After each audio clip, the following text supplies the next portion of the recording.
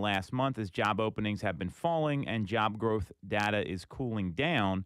However, jobless claims are still going strong. And the numbers that a lot of people have hypothesized here, there's articles upon articles about this stuff, is that right now we're currently at 211,000. And so what that means is that's the moving average of jobless claims. And a lot of people believe that until the 4 week average gets into like the three and a quarter range, 325,000, somewhere around there, that the Fed is not going to be happy. And this is just a data point. Now, a lot of these data points have been right. So this is based on what's happening. And until we see jobless claims fall, we could see more of this. And coming out of this meeting, it was very interesting. And this was 2 weeks ago. I was happy they didn't raise rates. I thought it was a good thing, right? And then Fed comes out and they just start talking all this, well, we did this now, but we're really concerned about what's going to happen. And we're probably going to have to raise rates again. And we're definitely not cutting them and blah, blah, blah, blah, blah. And they go on and on about how bad things are. Yet everyone else is saying we're in a restrictive environment right now.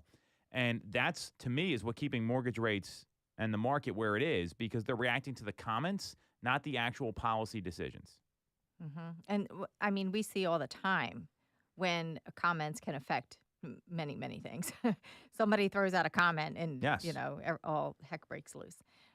So, yeah, the less that they say is probably the best. Now, when we talk about these jobless claims, I mean, that's unemployment. Mm-hmm. So that means that these are individual people. So and that's what they're hell-bent on too, is getting that number higher. So having more people unemployed. And I guess that's going to trigger people to stop spending money, and maybe that will affect their numbers. But to me, that's a really not a good way to solve the problem, is to make people unemployed.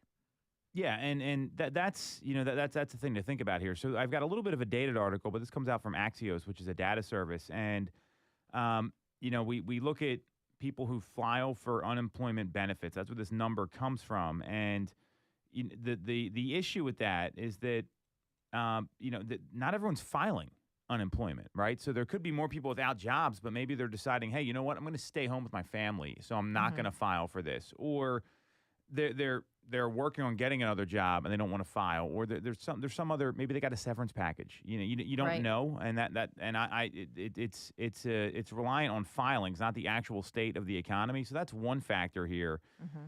No matter what happens, I mean, we've got another Fed meeting in a month, so we're not going to hear anything until the beginning of November about what happens here, and the Fed might need to calm down a little bit, but I don't think they're going to, and I think that's the challenge. So we've got all this stuff happening here. I don't see rates coming down. We've talked about this many times. So now, how do consumers react to this? Because we're here to talk about real estate. So Zillow had a consumer report that just came out, and it reveals 4, I thought, major takeaways for home buyers. And I want to get your take on each one of these. So in this survey and in this report, 58% of prospective buyers said they've been home shopping for at least the past 6 months. 1 in 5 say they've shopped for between 1 and 2 years. Wow. And 1 in 7 have been shopping for 3 years or more. And compared to, prospective first-time buyers, that's 51%. Repeat buyers are about 62%. They're more likely to be shopping for a home in the last 6 months. So does that create an opportunity for agents knowing how long some of these people have been out there? I mean, and then of the respondents, 49% said they were waiting for the housing market to become more favorable to buyers. That's half. What do you see in terms of like what guidance should agents be giving to folks here? Because this is what buyers are feeling in the market right now. Yeah. Well, I would really want to sit down with my clients and make sure that they understand what's really happening in the market, especially at the local level.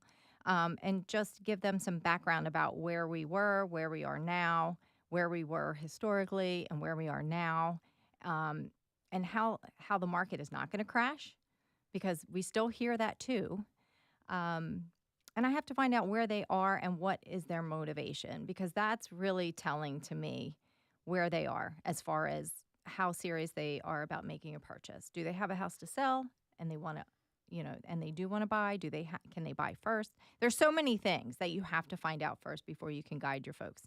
The 14%, 1 in 7 that had been shopping for 3 years or more, um, they to me might be the ones that don't have real motivation to move. They're just looking for the perfect opportunity. And then they're also the ones that missed out on the lower interest rates. Mm-hmm. So they could be part Great of the point. ones that are sitting around waiting for the market to crash or prices to drop. So I'm not sure how motivated that group of people are. The people that are shopping between, the 1 and 2 years, I still meet with a lot of those that are in that range. Mm-hmm.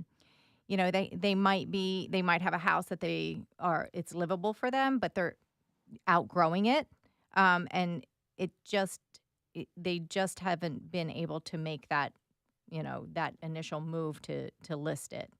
But the 58% that have been shopping for the past 6 months, they're coming into the market where the interest rates were higher anyway than those people that were in 3 or more years ago, or even 2 years ago. So they might not be as Mm-hmm.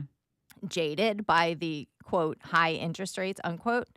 The rates are what they are, and if they have a real need to move, that's what you really have to distill down. What is the motivation? And those people are going to transact. It's the mid sevens and the low 7 interest rates are very normal, actually. You just have to educate your clients to make sure that they have a full understanding and get to their monthly bottom number.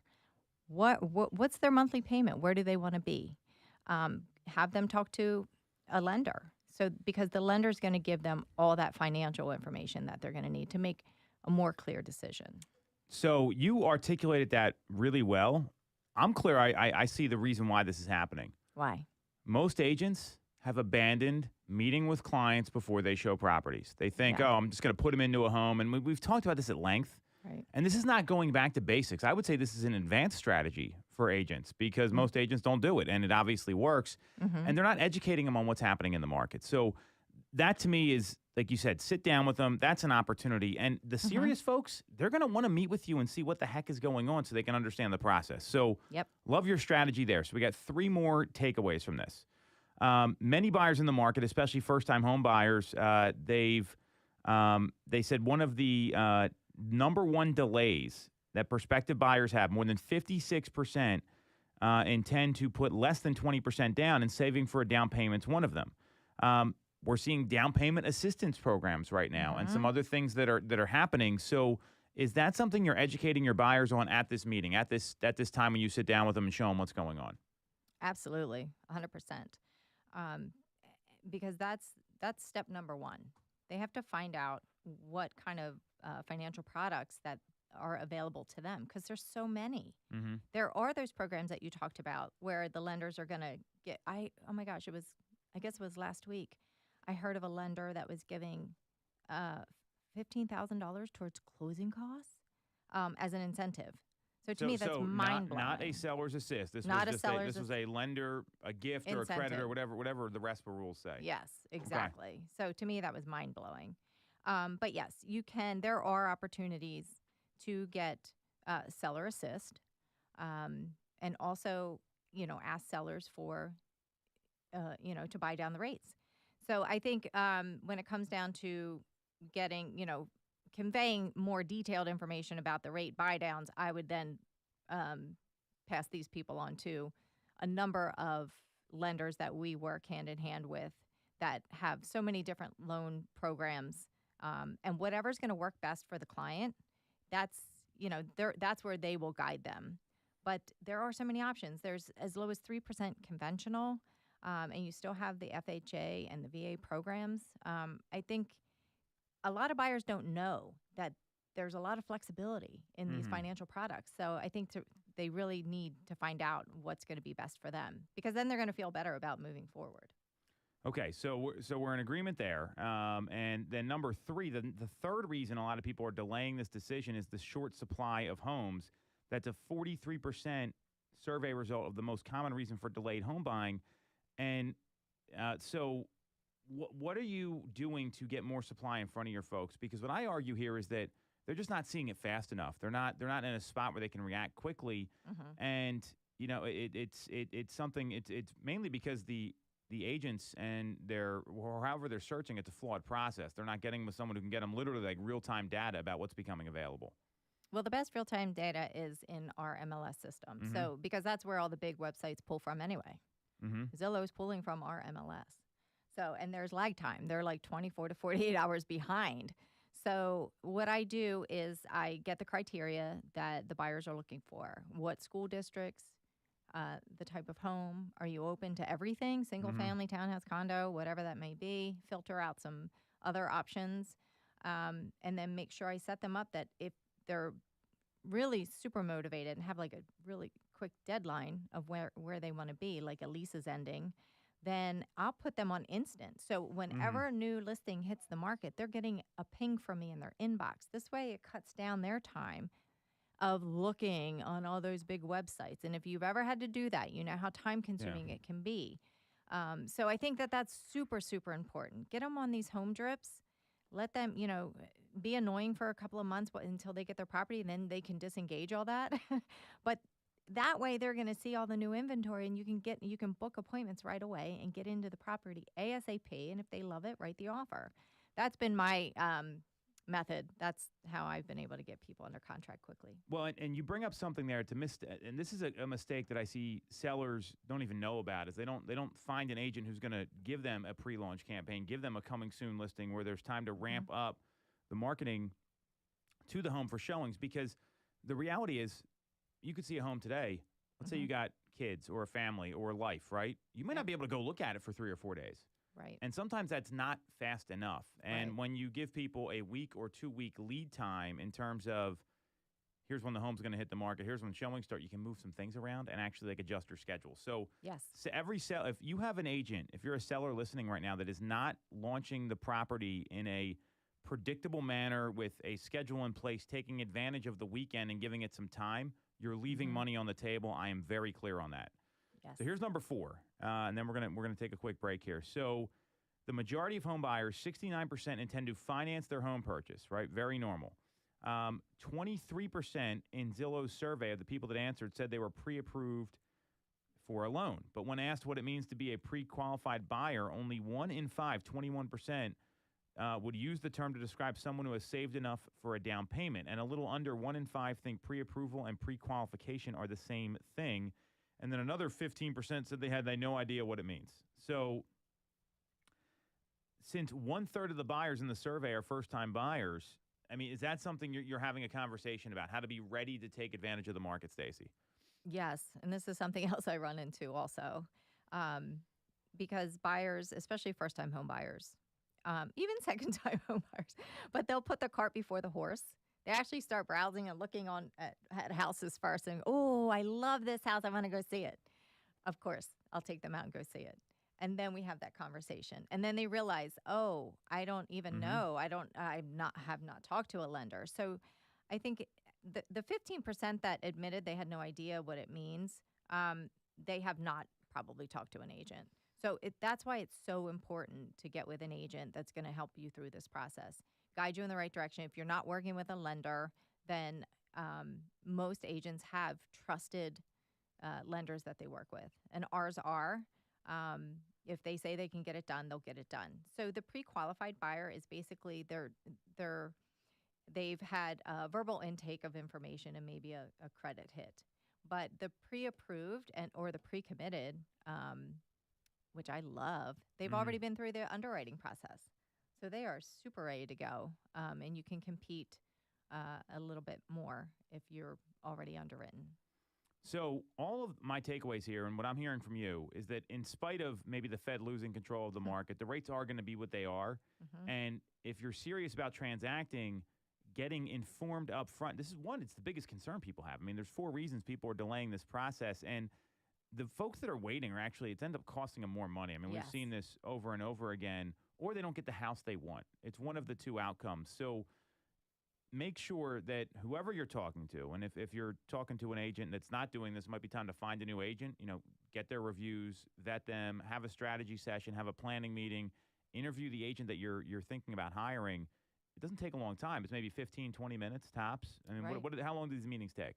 Not too long.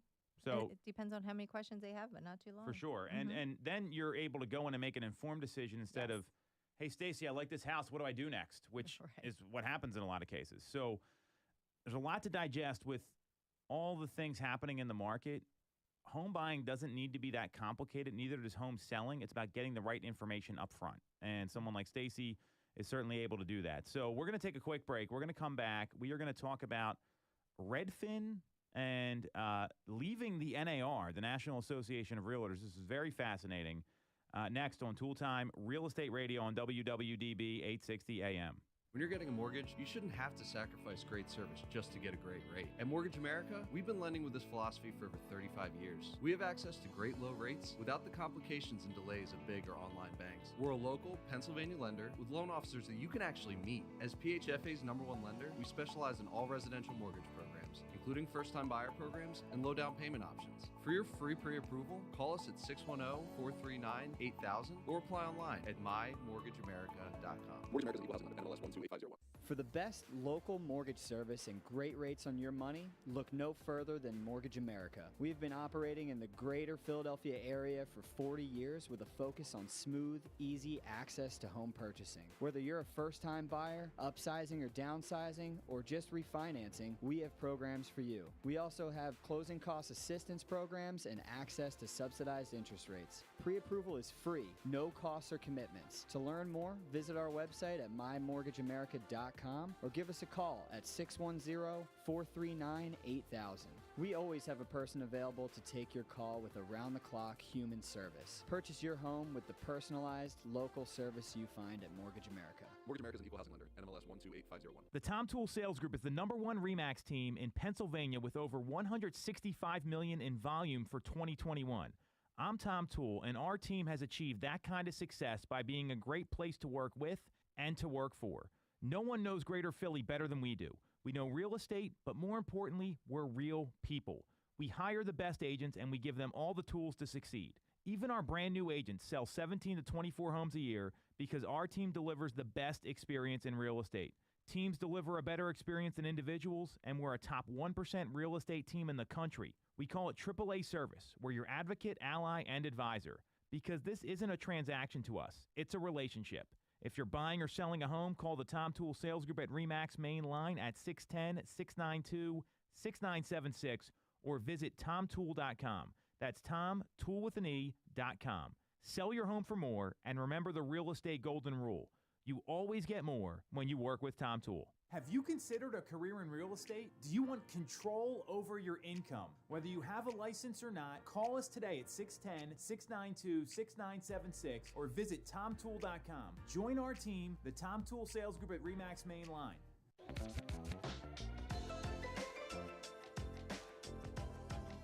Welcome back to Toole Time Real Estate Radio on WWDB 860 AM. I'm Tom Toole. She's Stacy Mitchell. We have our growth manager, superstar team member, Greta Considine here as well, and Nick is behind the camera, and we all work at the Tom Toole Sales Group at RE/MAX main line. So if you get some value out of this, we're on YouTube every single week. Do us a favor, subscribe to the channel, give us a like, would mean a lot. And again, we all work at the Tom Toole Sales Group at RE/MAX main line, the #1 RE/MAX team in Pennsylvania since 2018. Big news here about NAR. The story just won't stop, which is not a good thing. Because if it was not a big deal, this would have been the end of the story. We would have stopped talking about this weeks ago. So if you're not following what's going on with NAR, I'm just going to go over two key points. There is a class action lawsuit going to court in 13 days where the NAR is mentioned. Other large companies were part of that suit. Anywhere, RE/MAX, Keller Williams, Home Services, RE/MAX and RE/MAX and Anywhere have settled and are no longer part of the suit. This is one of two class action lawsuits. And now Redfin came out yesterday and said they are ending their support of the National Association of Realtors. And there were two key reasons. One, NAR policies requiring a fee for buyer agent compensation on every listing. They're not the first people to break with this. Bright MLS already did that. That's the second largest MLS in the country and the one we use here. And NAR's pattern of sexual harassment. Very disappointing in general with the second part here. Probably, I think that's even a larger issue than the first part from just a well-being and human interest standpoint. So they came out that this letter drops yesterday, and here's the statement from Glenn Kelman, Redfin CEO. We've had many meetings with NAR execs to explore compromises on the policies that would let us continue our support. Since a Redfin-wide initiative to join NAR in 2017, we've paid more than $13 million in dues in an effort to influence NAR to advocate for open, technology-driven marketplace that would benefit consumers. We'll now explore other ways to advance those goals. Ladies, what do you think about this? I think this is going to, it could set some wheels in motion. If they're the first one to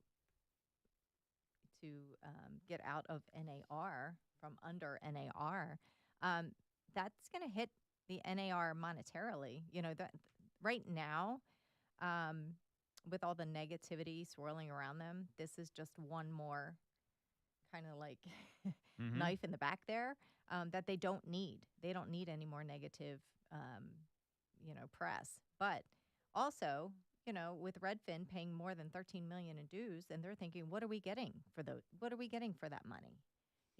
What's really coming of it? And they don't want to be associated with an organization that has such negativity swirling around them. Yeah, and it'll be interesting to see with, what precedent is set here now with them making this first move, because as we've seen so far, there have been some other big name brokerages that have already settled. And so, who's going to be next in, making this next step here would be my question. Yeah, exactly. It should really concern NAR.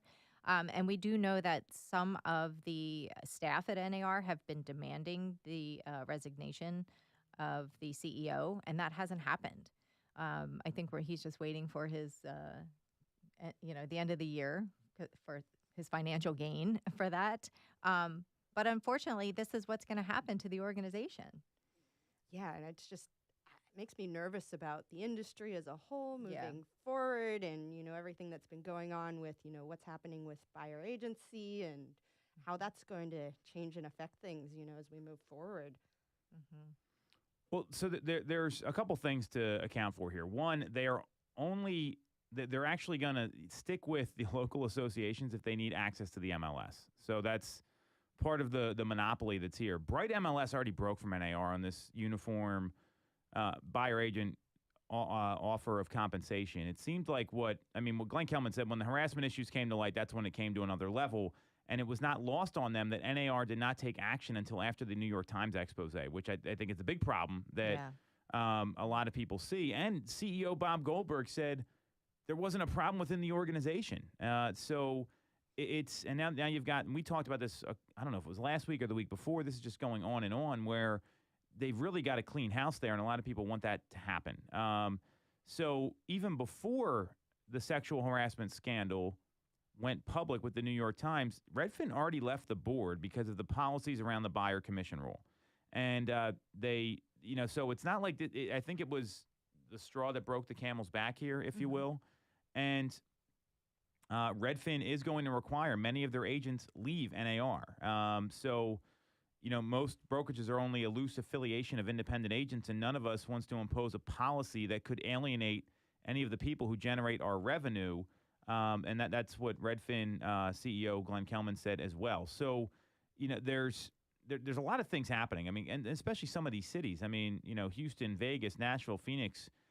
You have to be members of the NAR in order to gain MLS access. But their Redfin agents are no longer going to have to pay dues in some places. This includes markets like New York City, who doesn't have an MLS, Boston, Seattle. It really depends on the state. We're kind of stuck here in Pennsylvania because of our affiliation with Bright. So this is step one. And I what we don't know is that what's the terms of the settlements with these lawsuits. Specifically, like RE/MAX, it sounded like, from what we were reading in between the lines on, they may have a similar term in their lawsuit as part of the settlement. We don't know what that looks like. So, and that might be part of the franchise agreements that get adjusted, because it's a different model. With Redfin, you're an employee. RE/MAX, it's a franchisee. So it's obviously very different. So this is I'm really curious to see what's going to happen here because you haven't heard anything from NAR about these commission lawsuits except that they're steadfast. They haven't done anything wrong.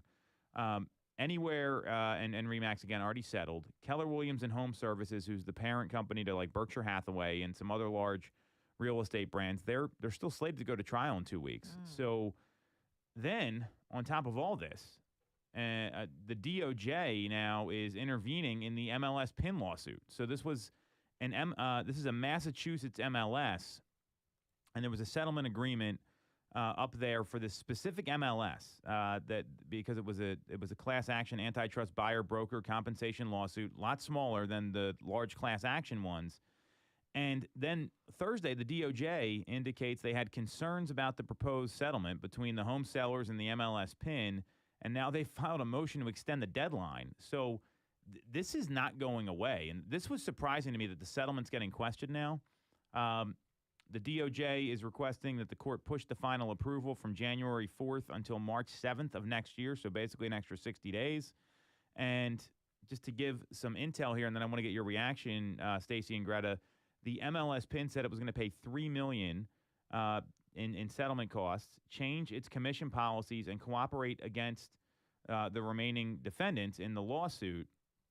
And apparently that $3 million was going to get broken down with $900,000 going towards attorney fees, so just a little less than 1/3, $200,000 to expenses, so now you're at $1.1 million, $250,000 going towards notifying, not paying them, notifying the settlement class members, and each of the three named lead plaintiffs will get up to $2,500 for being class representatives.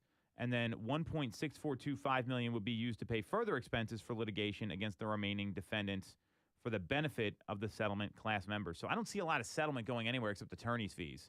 Totally. And like no, like $250,000 for notifying them. You can't send out an email. I mean, that's free. So, you know, the DOJ is now opening this up. So I've got concerns for these people that haven't settled, seeing what the DOJ is doing here in a much smaller lawsuit. What's your reaction? Yeah. Well, anytime the DOJ gets involved, it's concerning.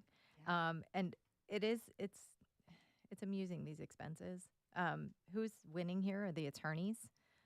So I think that, it was right for Remax to settle and to move on from this mess because it does seem like it's getting much deeper in the weeds here. They got off easy. $55 million? Yeah. Like that's a win. That's less than what Anywhere had to settle for. Yeah, unless, I mean, who's to say that the DOJ might not get involved in all those other settlements, right? Yeah, that's just going to create further Yeah. uncertainty as we move forward here until we see, a few more people potentially settling or some things, weeding out. Right. Yeah. I think, the DOJ has overturned a couple of things that were settled anyway already.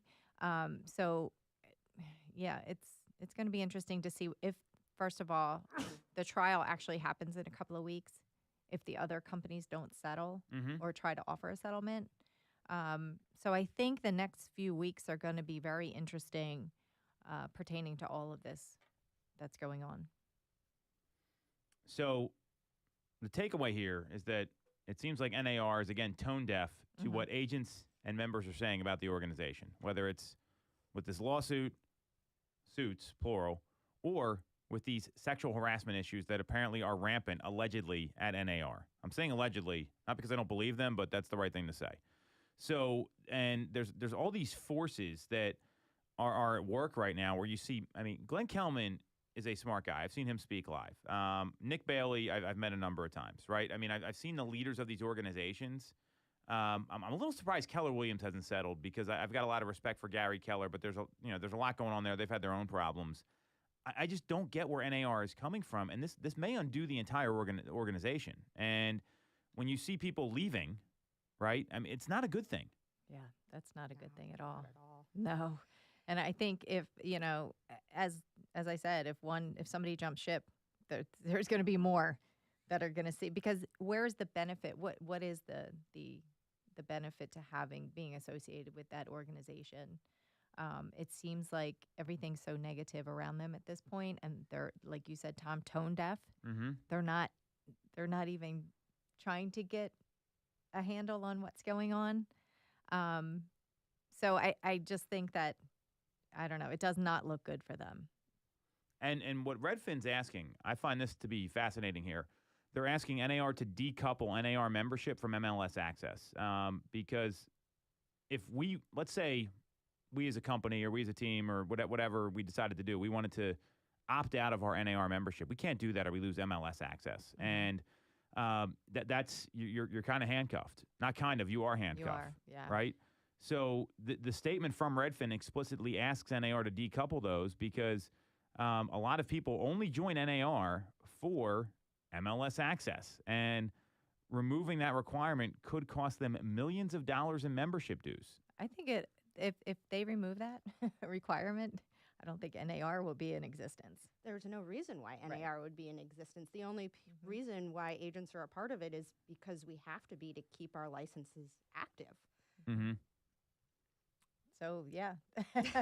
And this is I think coming it'll from, go away. just to give some perspective here. I mean, Greta has sold real estate in other states. It's not like she's only worked here, and that's really important. And, it's what's happening now, and what Glenn Kelman goes on to say is that agents shouldn't have to underwrite policies and legal efforts that hurt consumers when most of us got into real estate to help consumers. And that's part of their company's mission. I mean, we can go into questioning their business model and the competency of their agents all you want. That statement makes a lot of sense to me, and the MLS is a direct benefit for that, and that's then they have this clear cooperation rule, and they're trying to get everyone to basically you got to use the MLS. The flip side is New York City real estate agents, and New York City does not have an MLS, and the people that they sell tons of properties, they're wildly successful, just like all the good agents are in their respective markets. Yep. So, and it's you don't hear anything coming out of NAR. The only statement they had was, NAR stands by its pro-consumer, pro-competitive guidance for affiliated local broker marketplaces that ensure equity, efficiency, transparency, and market-driven pricing options for home sellers and buyers. That statement is a nothing burger. It's a PR statement. It means absolutely nothing, and that's all you've been hearing from NAR lately. Just a bunch of canned statements.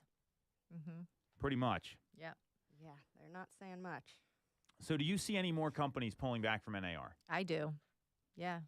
Yeah, I think it'll maybe start a trend moving forward with what Redfin's done here, but kind of like back to what Tom was saying, they've got a different brokerage model where they have W-2 employees. I think they have a little bit more room to be able to make those decisions with looking at the broader picture of the company, whereas these other brokerages are focusing on a lot of 1099 independent contractors. And what does that mean moving forward? It would be my question. So again, just to revisit the Remax settlement, because there was a lot more information that came out about that than the one with Anywhere. Is that they agreed, Remax agreed to make certain changes to its business practices, and here's what the email said. So Remax entered into a nationwide class settlement with the plaintiffs in the Burnett and Morrill cases. If approved by the court, the settlement proves the way for a clear path forward for the Remax brand, franchisees, agents, removing the uncertainty of ongoing litigation. Smart move. Remax refutes the allegations presented in the lawsuits. This forward-looking decision was made in the best interest of Remax LLC, its agents and franchisees, after carefully considering the significant risks and costs associated with continued litigation. And then there's some speculation here that there could be changes made to the franchises agreements. There could be things that I've heard rumors that maybe they don't have to follow the code of ethics anymore. I mean, there's all these things that are going on, and it's an interesting thing. So the same guy who made that nothing burger of a statement for NAR said settlement's always an option. NAR's commitment to defend ourselves in court remains unchanged, and we're confident we will prevail. I mean, it's great. Wow. But I don't know if that's the best business decision here. And it's going to be fascinating to see what happens. So, I mean, Redfin leaving is not insignificant. They've got arguably one of the best websites in the industry. So, I wouldn't be surprised if other people follow suit. Now, it's going to depend on the companies, too. I think Redfin's a little bit of they're more of, I'm trying to think of the right word here. They're more of a rogue startup company than some of these tried and true brands. They're not named in the lawsuit either, so that might have something to do with it. Right. All right, we're going to take a quick break. We're going to come back. We're going to talk all about Greta Considine next on Toole Time Real Estate Radio on WWDB 860 AM. You shouldn't have to deal with all the red tape when getting your mortgage from a big or online bank. At Mortgage America, we have access to big bank money, but with the personalized and detailed service of a local bank. We are here in your community and ready to serve with fast settlements, low down payment options, and first-time homebuyer programs. Pre-approval is free, no costs or commitments. For more information, visit our website at mymortgageamerica.com or give us a call at 610-439-8000. Mortgage America's equal housing lender. NMLS 128501. The Tom Toole Sales Group is the #1 RE/MAX team in Pennsylvania with over $165 million in volume for 2021. I'm Tom Toole, and our team has achieved that kind of success by being a great place to work with and to work for. No one knows Greater Philly better than we do. We know real estate, but more importantly, we're real people. We hire the best agents, and we give them all the tools to succeed. Even our brand new agents sell 17 to 24 homes a year because our team delivers the best experience in real estate. Teams deliver a better experience than individuals, and we're a top 1% real estate team in the country. We call it AAA service. We're your advocate, ally, and advisor. Because this isn't a transaction to us, it's a relationship. If you're buying or selling a home, call the Tom Toole Sales Group at RE/MAX main line at 610-692-6976 or visit tomtoole.com. That's tomtoole.com. Sell your home for more, and remember the real estate golden rule.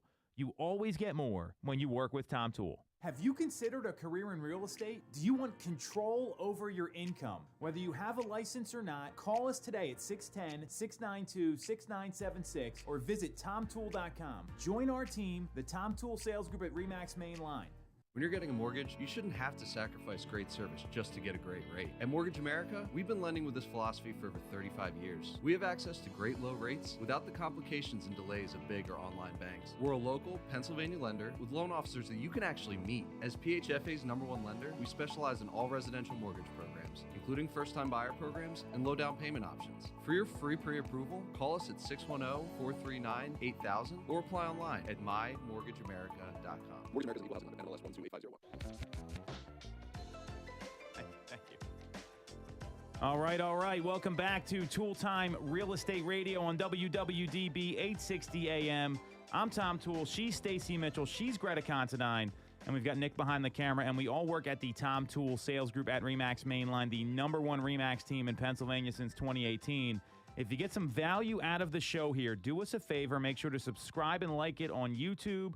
We're also on Instagram and Facebook streaming live every week. So what we're here to talk about is our amazing growth manager, Greta Considine. So Greta's got one of those jobs where it's like behind the scenes. People within the company obviously know her, but a lot of people don't know her outside the company. So tell us a little bit about your background, Greta, first, who you are, where you came from, how we were able to connect here, and then we'll kind of jump in on what you're doing to help people in the current real estate market. Yeah, thanks, Tom. You're too kind. So, little bit about me. I'm actually a California broker and Nevada realtor. Come from Northern California and lived in Lake Tahoe prior to moving out here and working with Tom. And my husband's originally from Pennsylvania, which is the reason why I decided to make the move out here. Wanted to start a family, and I have a 1-year-old now, so it worked out. Yeah. It's a lot of work, right? Oh, yes, a lot of work. And so, I love, still being able to be involved in real estate and, the world I know, but then, still have my weekends free for doing family stuff and such. So you had real estate experience prior to us connecting. Yes. You sold real estate. You were an agent. Mm-hmm. Knowing what you know now, I mean, I'm a big believer that you're actually helping a lot of agents find the right environment where they can be successful. So how do you explain that to them, and how does your experience help with that? Because I don't think you really know anything about real estate till you actually sell houses. I mean, you've probably gone through this as well, Stacy. So yeah, I thought it was one thing when I got started, and yeah, it was something completely different. And I'm sure everyone can attest to that. You have this idea of what real estate is before you get started, and then you just got to take that step and jump in. And so, for me, I started off as a part-time agent, worked in property management and dealing with vacation rentals, was able to kind of generate a client base with getting started there. But even with that client base, it, took me close to a year to generate the relationships to sell my first house. And, a lot of people go through that struggle. And, I've been able to hire agents on our team here who are able to get their first deal in their first 30 days. And I feel like that's pretty remarkable to have, the support, training, and tools to get you there that quickly. And, a lot of it is dealing with, just having someone to show you the ropes and say, okay, here's step A, here's step B. Okay, now we can write the offer. Step C, all right, house is sold. And, just repeating that process, just builds more confidence. And the more you go through it, the easier it becomes. So, it does sound easy. That is still amazing to me. People can sell a house in 30 days. I mean, how long did it Oh take my you? Now you joined in during the COVID pandemic. So let's say once the market opened up, Stace, I mean, I think it was only a couple weeks when you had gotten on board. So It was shocking. It was, yeah. I mean, it took me like 6 months, legitimately. But the tools were all in place, and that's the key. Mm-hmm. Like when you join the team, I know we're kind of getting off subject here, but when you join the team here, the tools are all in place. You don't need to reinvent the wheel. Yeah, you don't need to overthink Nope. it. And you don't then need to think about, okay, how do I, design my marketing, or how do I, deal with this newsletter? Everything's kind of already in place, and then you can just kind of tap in and just start, connecting with people, and you have a brand behind you that, if you haven't sold your first home before, that you can, rely on and say, okay, well, I have not sold a house in this neighborhood, but, my team member has. So when you go to the listing appointment or you're dealing with a buyer, you can say, oh, yeah, my team sold, 123 Banana Street up the road. And you can just have that built-in, confidence and rapport to build with the client. I love that. So that's awesome because I struggled with this tremendously, and I was like 22 years old. I looked like I was about 14 at the time, and that didn't help when I was really getting going. So I'm a big believer, and Stacey, you've heard me say this internally, that if we're not reaching out to folks, whether it's consumers or agents, we're kind of doing them a disservice, and we owe it to them to let them know what actually is possible in the market. We just talked about this in the first segment, letting them know, hey, here's your financing options, here's a meeting. So do you take that same approach with what you're doing? Because I'm clear there's a lot of agents out there that have no idea the options that exist to get their business off the ground. 100%. When I was an agent, I would tell people it's good to talk to, 2 or 3 lenders before you, get going with things. So that way, what your options are with, what money you have coming in. And then it's the same thing with, being an agent as well. I, interviewed, 3 brokerages when I got started. I always tell people, it's good to see what your options are. You want to do your due diligence. And, something that's good for one person may not be the best for someone else. Everyone has a different learning style. Everyone has a different capacity on, the homes and they want to sell for the year, what their goals are, what that number is. And you want to work with, people that you align with and you jive with. That's going to go a long way. Yeah, I agree. So Greta, what was the motivating factor for you to pivot and get out of actually selling real estate and being in the background to being our growth manager? So I've actually bounced back and forth between, an agent role and an office admin, management role as well before, meeting Tom here. So I've kind of seen both worlds. And, I love the agent side of things. Don't get me wrong, but I do really enjoy having, kind of a set schedule where I can plan my life around and, kind of work on having that work-life balance. I was, I guess maybe that was, maybe a hiccup that I needed to focus in on more, maybe doing a bit better, with my time blocking and my scheduling. And so I really like that I can, have those set hours that I'm working. I can, set my schedule accordingly as opposed to an agent where, you might be pulled this way or that way. I can more so plan my day out.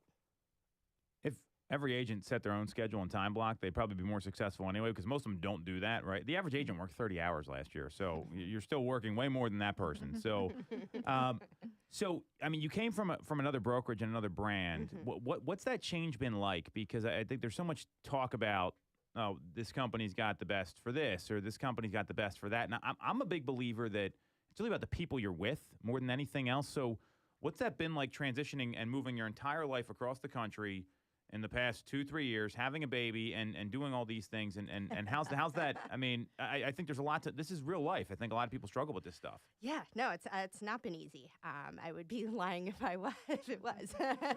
So I mean, it's taken each day by day, and figuring it out.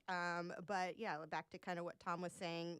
Every broker, has its own, services that they offer, and I believe everyone, is doing the best that they can and providing the best service, that they can to their agents. But also, you don't know what you don't know, and certain, if you are dealing with, somebody who is not in a big brand and hasn't had that experience, they're not going to be able to show you the steps to get there. Whereas if you're dealing with, a team lead, someone like, Tom, who's selling 90 homes a year, you kind of have that base track record of, okay, like I saw somebody do this. All right, I can then go repeat it, whereas, working with a bunch of other independent agents in an office, you're, kind of on your own, swimming a little bit. Hopefully, you have a mentor or someone you get along with that, can kind of teach you the ropes. Luckily, I did, I had some lovely ladies who taught me how to do an open house and how to write a contract and walked me through all of that. But, without those, lovely friends of my office, I wouldn't have gotten to, the caliber that I did within my career of, selling $1 million house my second year in the business. So, Yeah, I often think about if I'm like you said, you don't know what you don't know. But if I didn't join the team and I was an independent agent, like what that would have looked like, because I know with where we are, we do have all that support, all the training, and it just makes, for success. exactly. You win with people in this business, and I'm a big believer your environment levels you up. So you want to follow Greta. You're at Sold by Greta on Instagram. Is that Yeah. right? I had to look this up. Stacy's at the #2 Mitchko. You can follow me at TomToole3RD. And again, we're streaming live every week, Facebook, YouTube, Instagram. Look up Tom Toole Sales Group if you got some value out of the show here. Give us a like and a follow. That would mean a lot. And we'll be back next week on Toole Time Real Estate Radio on WWDB 860 AM.